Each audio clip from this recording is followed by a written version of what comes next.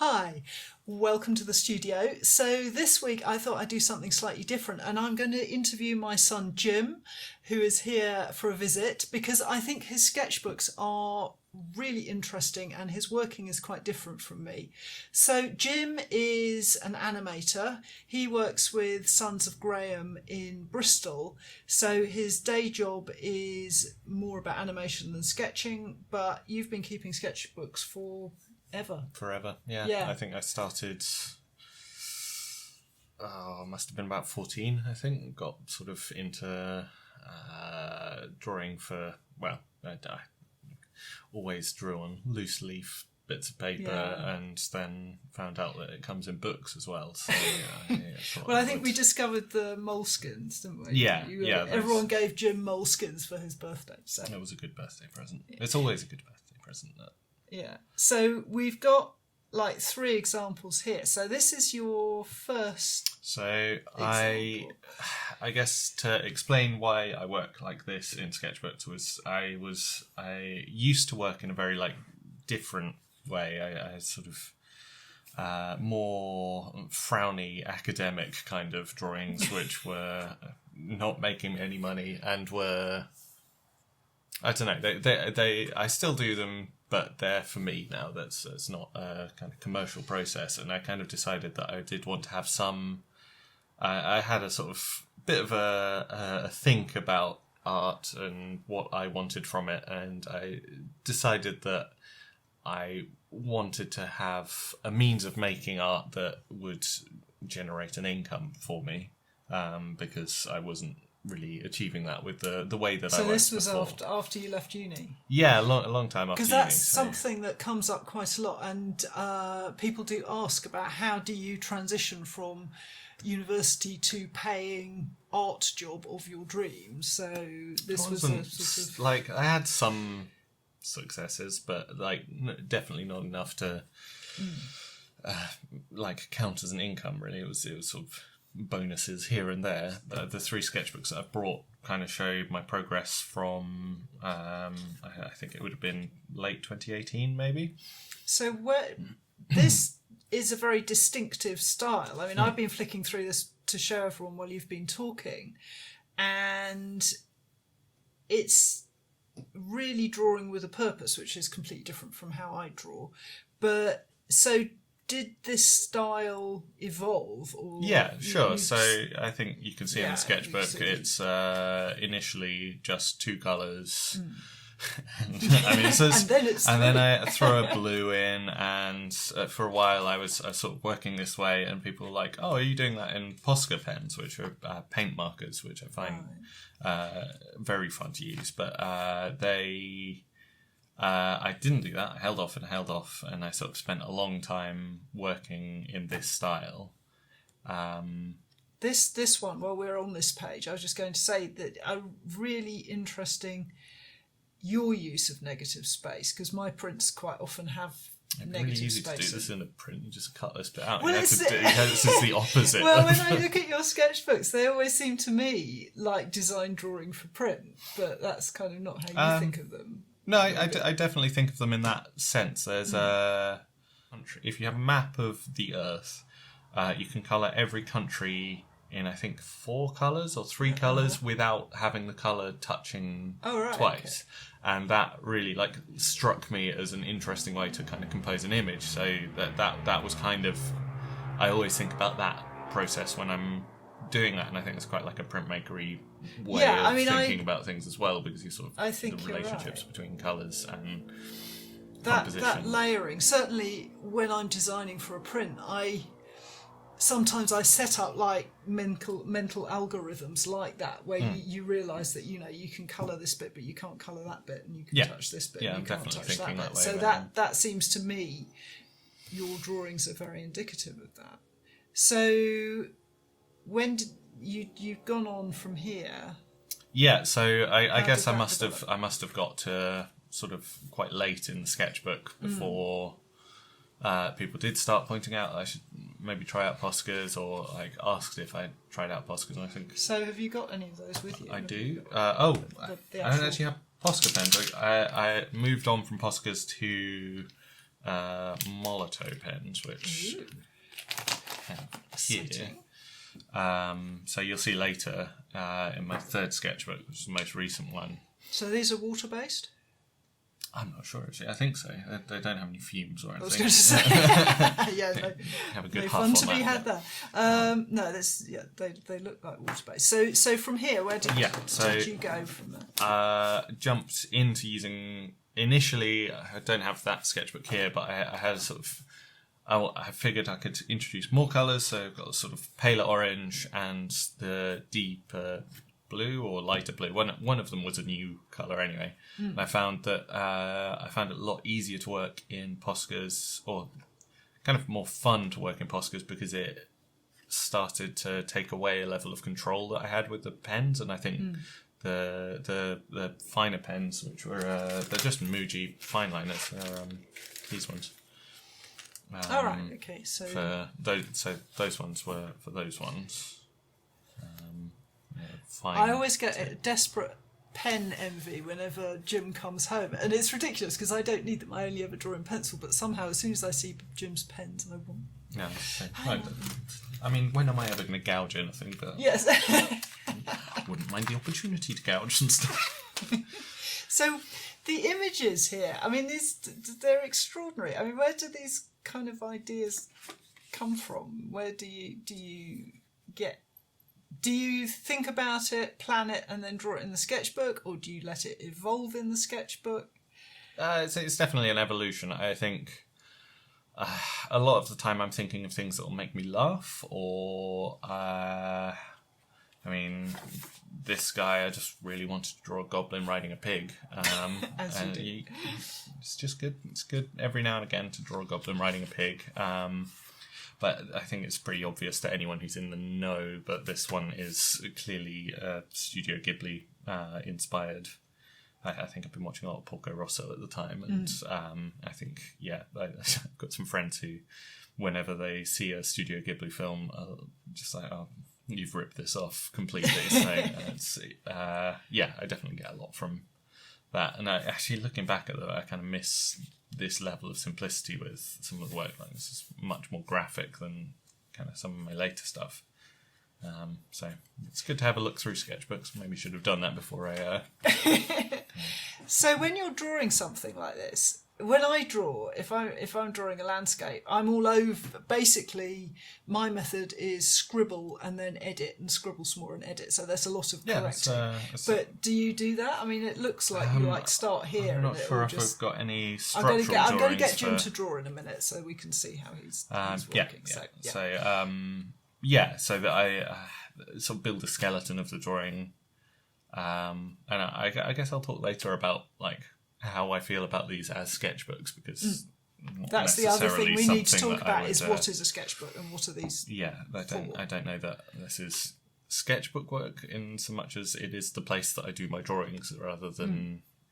So this is the end outcome rather than a sketchbook, but I'll talk about that later. But I'll in a fine pencil, fairly light, I'll sketch out broadly the composition of the image so that I know like what's going to be where. I'll sort of so something like this, I'll kind of work out the anatomy very roughly, and I will just sort of build scaffolding that I can then kind of start. It's one of those things that we were talking about this earlier. You have the sort of like anxiety about starting an image at a certain point. Like once you build the scaffolding, it's like, when do you put the first mark down? But once you've done that, it's kind of you work out like, okay, I'm gonna build the background of this part. I'm gonna it kind of like starts, especially with this attitude of like thinking about each like what color will be butting up against what color. You kind of start at one point and work outwards from that. So the color comes after the design. Yeah. And you just okay. So I might know. Oh, I'd like to do a blue bike this time, or and then sort of make use of orange as more of an accent, or So this is where I started using these Molotow pens. So they just have they're almost identical in terms of sort of use, but they just have a wider variety of colours. They got quite I like the matte. Perhaps a slightly matte finish. They are. They do a lot of spray paints. They opened a shop in Bristol, so it's relatively easy to get hold of for me. So when you make a change, you stop there and move forward? Yeah, well, I guess I kind of feel like when I make a change, I've sort of...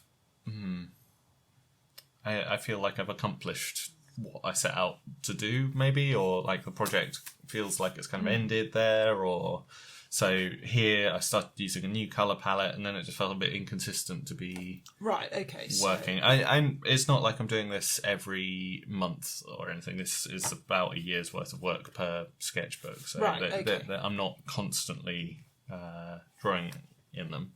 I sort of got a new colour palette and started moving away from like the pure orange and the pure blues to slightly more muted colours. And so that was like a gradual evolution and things, and I think, and it's it's interesting to watch how your things move from sketchbook to sketchbook, but they kind of evolve as well. You know, your use of these sort of abstract shapes within the work. Well, those are great because you can just put them in, and they work as depth.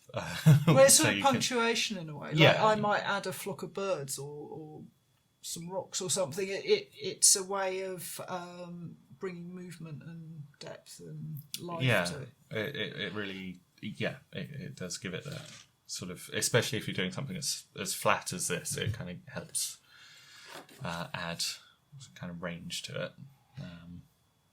So you mentioned earlier that we're talking about these as being sketchbooks, but they're not really sketchbooks in the sense of a sketchbook, like, for example, if I grab... So when I say sketchbook, I think probably Jim and I would agree that this is much more of what we call a sketchbook. This is observational drawing stuff for use as something else. So it's just visual note-taking, really. So you can see that is not a beautiful finished article like you are.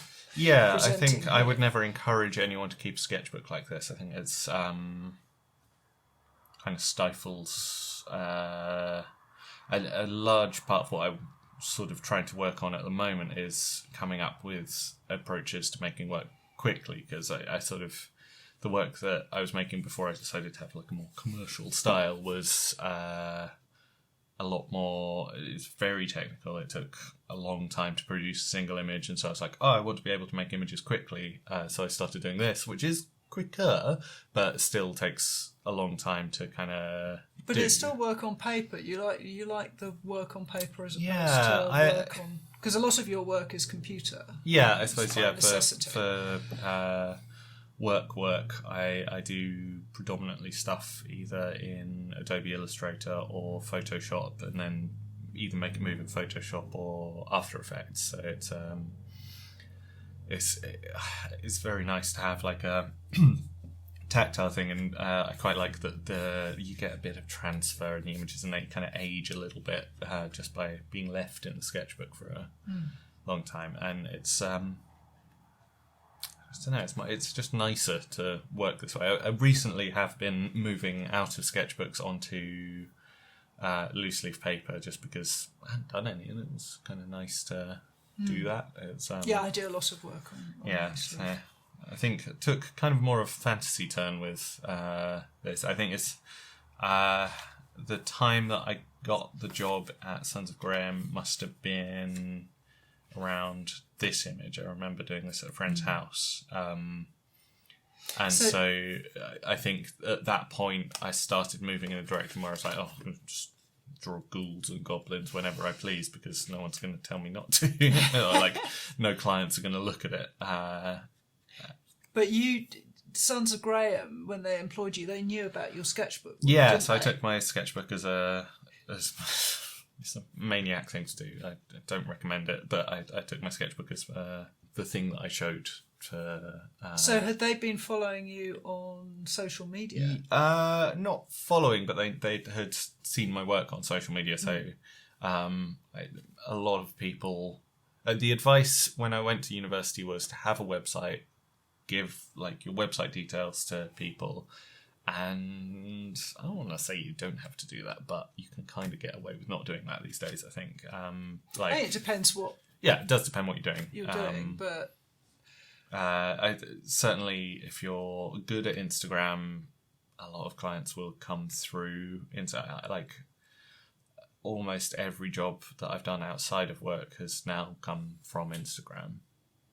So, Jim, what would your advice be to somebody who was coming out of college and wanting to work as an animator, illustrator, something like that? Do you have any? Because you're closer to that than I am. Become a motion graphics artist. It seems to be a lot of work for motion graphics in general at the moment. And there's so much free education available on YouTube. I mean, you're not doing motion graphics, but like there's what you do is also done for that. There's a guy called Ben Marriott who does incredible courses, and Abrams, I can't remember his series of letter Abrams. He's also got a lovely voice. I'll put those in the notes, those links. Yeah, so motion graphics and animation, there does seem to be more career availability there. I mean, obviously, because you trained as an illustrator. Yeah, originally. yeah, That exactly. Was your plan So my idea initially was to kind of work as a book illustrator was really what I wanted to do. But it's not impossible to do this. I know plenty of people who do it. It's challenging, and the people who do it are very hardworking and committed in a way that I don't know that I am. But it's I think also clients these days do really want to see more moving images. So that would be my advice, is that if you're an illustrator and you would like to, or if you're interested in animation, then yeah, it's well worth kind of. But you were very persistent, I think. I mean, ever since you left university, you've done other jobs, but you've always been persistent. I mean, I think that's important. I guess, to sort of stick with it. Being persistent and having parents who were very willing for me to not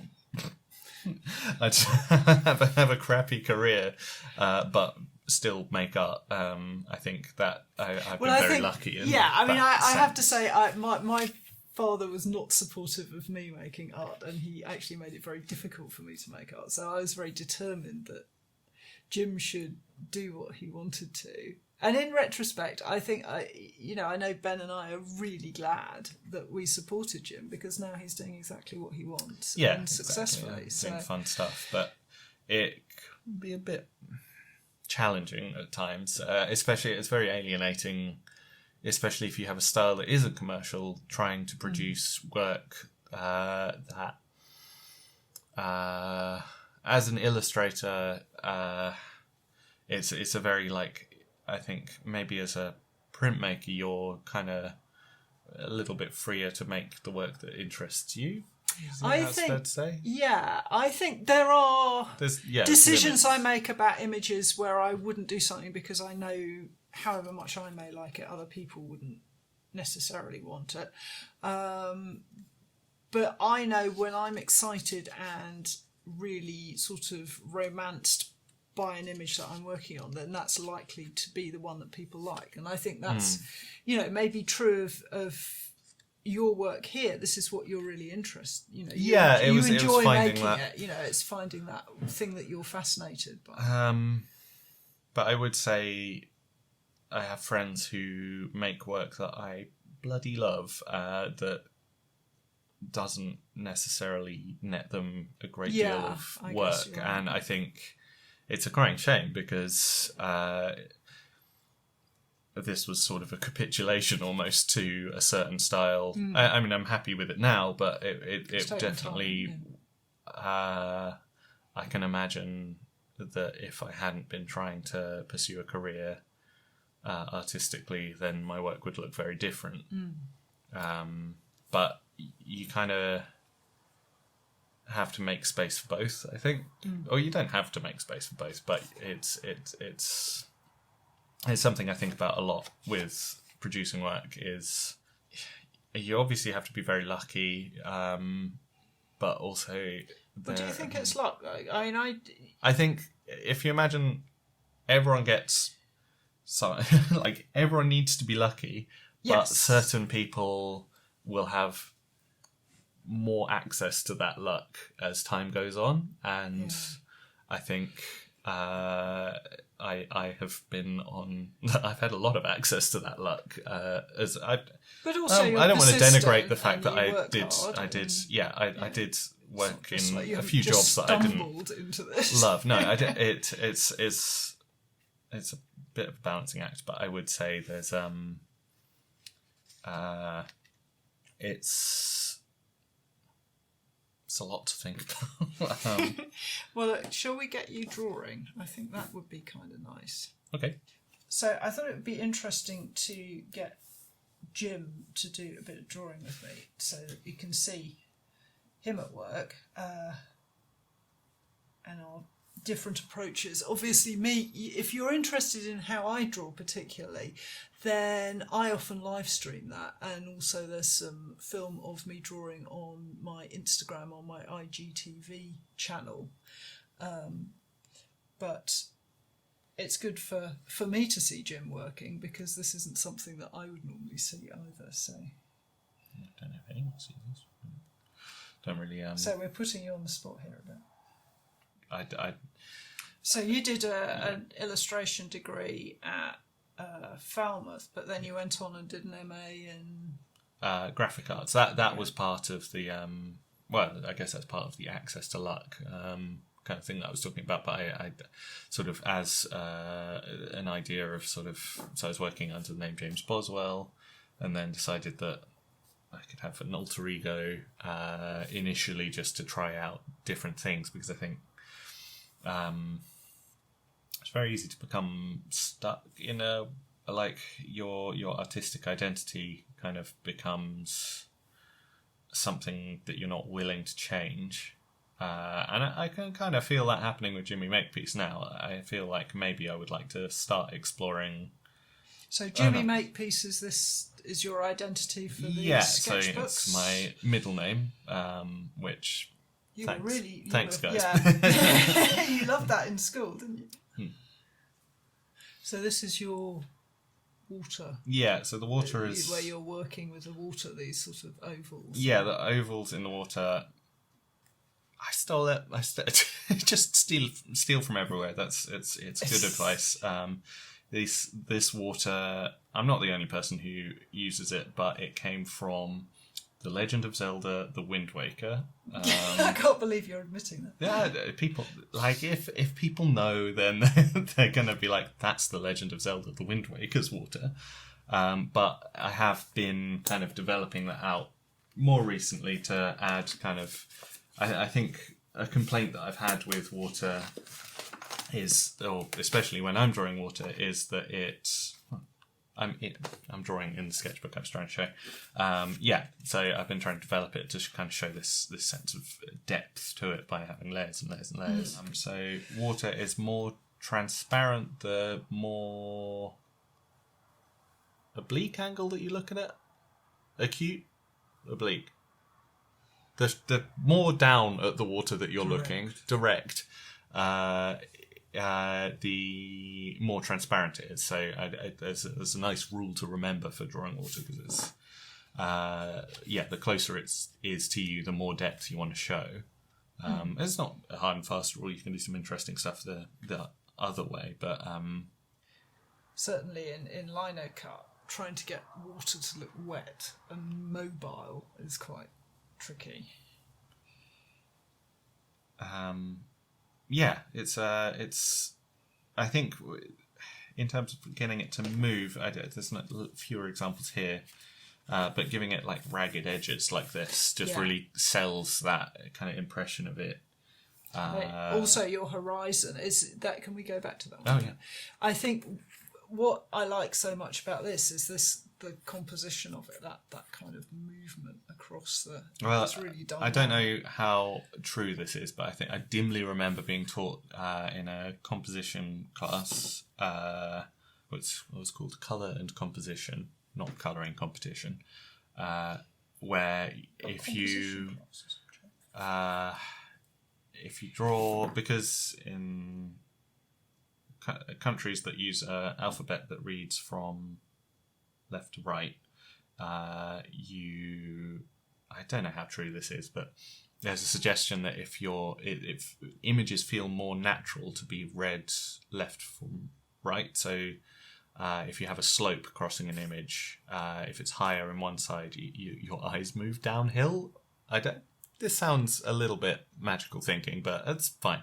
And if you do the opposite, then you get this kind of resistance in the image, and so I quite like that. I think that's true. I think that works.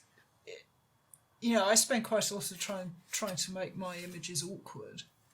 Yeah, that's or putting some element of awkward into them. I think that it always makes things seem much more lively. Yeah. I mean, this little hillside that I am drawing here while we're talking is it's sort of loosely based on a sketch that I did up in Cumbria, Buttermere, I think it was.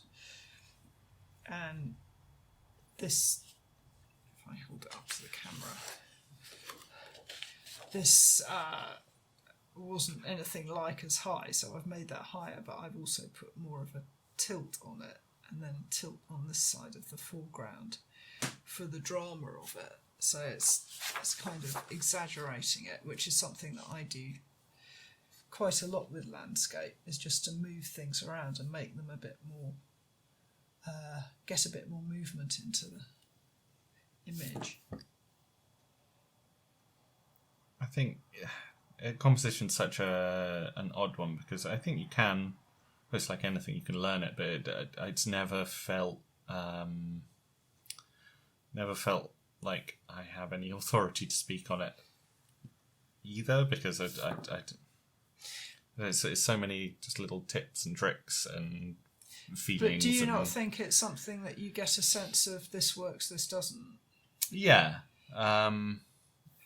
But quite often other people will have a sense of what works and what doesn't, and they might be right. I think one thing with composition that it does bug me a bit is this as a meme of it's called Accidental Renaissance, and occasionally I think there are some good examples of genuine, like there was a fight in a government building that was photographed, and it did end like it relied more on the poses of the people in it, and it did genuinely look like a Renaissance painting, but it kind of spurred this, literally any well-composed image became an accidental Renaissance painting, and that, I think, I don't know why I don't like it. It's fine. People can like what they want, and but I think some of surely a good photographer, they've got an eye for. Yeah, I guess that's what ticks me off, is that it suggests that the person who was taking the image didn't know what they were doing when. But my background was in photographic libraries, and my first job, real sort of proper job, was in a news agency. So we were dealing with a lot of experienced news photographers, and including war photographers and stuff like that. And you could see when you looked at their work that yes, they were in the middle of chaos, but they really understood how to compose an image. I suppose now that's maybe not so true, because there are sort of that idea of the professional photographer who goes and shoots the riot is gone because anybody with a phone is now a photographer. Well, yeah, everyone's So it's getting not quite the same. the news desk of various Twitter accounts of various newspapers saying, "Hi, can we license this image for, or can we use this image for whatever?" So yes, I think those days are kind of gone. But so it seems to me, watching you draw, like you've roughed this out and now you're straight in there with a pen. You see, I am drawing this little landscape and I'm going to faff and rub out and change things a lot. I guess I have been drawing a lot of water recently and kind of knew what I wanted to do. I thought an element that I haven't really explored with water is having things in it.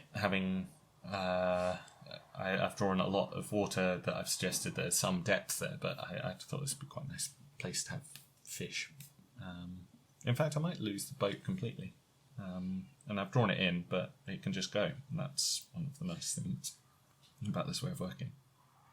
Actually, that's something that I do all the time when I'm drawing too, is you'll lose great areas. Like, usually for me, when I'm working, it'll be losing stuff rather than adding stuff. You start off with lots of stuff and you kind of work until it's gone. But for this, I know roughly where I want the top layer of the water to be. I know that from maybe this point down, I'll do the next layer, and then this point down, I'll do the final layer. I did try it with 4 layers initially, but it just felt a bit clumsy at that point. I have another sketchbook here, but yeah, so this extra layer just felt unnecessary at this point. It's kind of nicer just to have the 3. You kind of cut things out, or you put things back in, and I think that's kind of a creative process in general, but it is nice to kind of work out the way that you draw your water or your hot dogs, or it's more of a feeling. It's more of a feel. It's more to do with, but it's more to do with looking, I think. I look all the time at stuff, and if you look at your sketchbooks... I've never looked at anything in my life. No, I was going to say the way that you use shadows and things is very astute. Oh, that's one thing I would say for people who are learning art. Good shadows, like that, people love a good shadow. Illustration, you can do nearly any style you want, so long as you do good shadows, and that's one thing I've learned. I guess, again, we're looking at different things. Here I am drawing a plan for a print.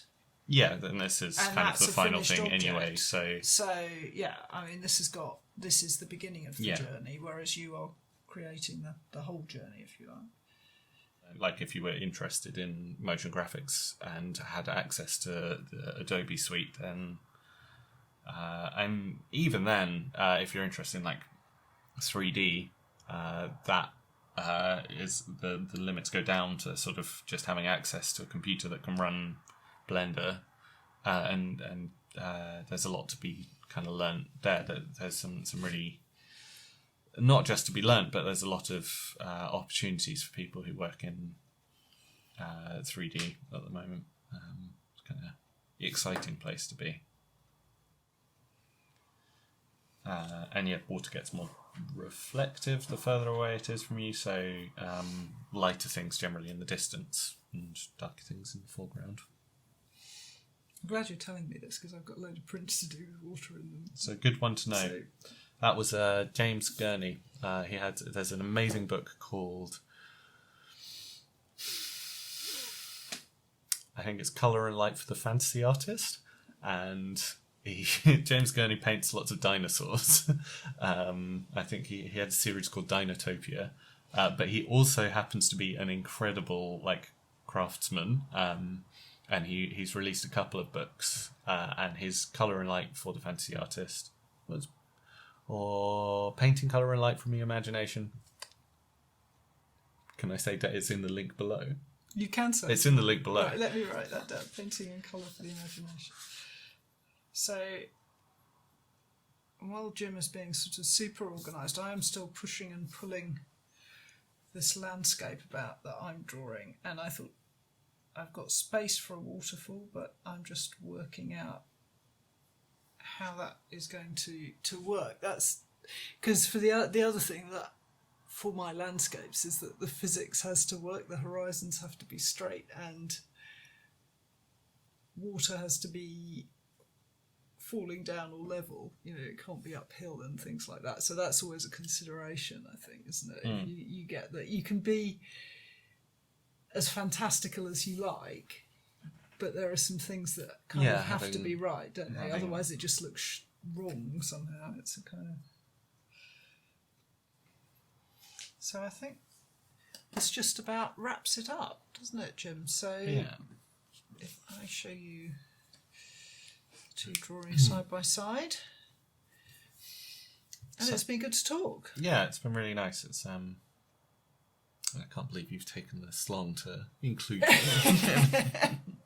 So yeah, different approaches to drawing, but hopefully you found that interesting. And some of the things that Jim's mentioned during the film, I will put links down in the description, so they're there for you. So thank you, and join me again next time, more printmakering stuff, and see you soon.